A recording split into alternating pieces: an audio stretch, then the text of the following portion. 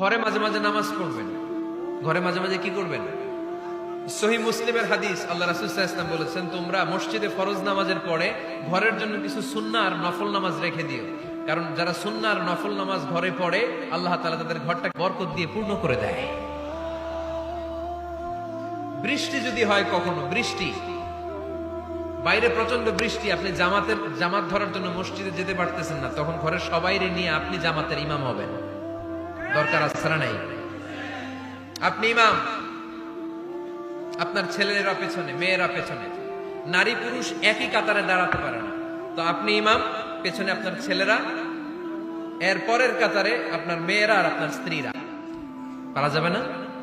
ছেলে মেয়ে যদি না থাকে, হুজুর আমি আর সে টোনাটুনি সংসার, তাহলে টোনা দাঁড়াবে সামনে, টুনি দাঁড়াবে পেছনে, একসাথে দাঁড়ানো যাবে? আমি আর আজকে সভাপতি লিয়াকত ভাই দুজনে মিলে যদি জামাত করি, একসাথে দাঁড়ানো যাবে। আমি এদিকে, লিয়াকত ভাই আমার ডানে, ঠিক কিনা? কিন্তু টোনা টুনি যদি দাঁড়ায়, টোনা দাঁড়াবে সামনে, টুনি দাঁড়াবে বরাবর পিছনে। মাসালা বুঝতে পেরেছেন? The family that prays together stays. পরিবারগুলো ভাঙে না। এই পরিবারের ডিভোর্সের কথা শুনবেন না।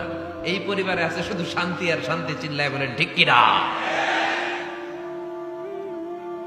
তাহলে 3 নম্বর ফর্মুলা সুজানগরবাসীদের জন্য যেটা আমি শোনালাম, ঘরে জামাত সালাত পড়বেন। বৃষ্টি, জামাতে যেতে পারতেছেন না, সবাই নিয়ে আপনি ইমামতি করেন।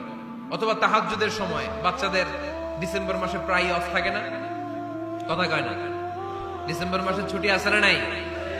আচ্ছা, ছুটির সময়গুলোতে তাহাজ্জুদের প্রোগ্রাম করেন বাসায়। আপনি ইমাম, আপনার ছেলে মেয়ে আর স্ত্রী, আপনার মুক্তাদি, একসাথে ঘরে সালাত করলে ঘরটারে বরকতময় করে দেয় কে?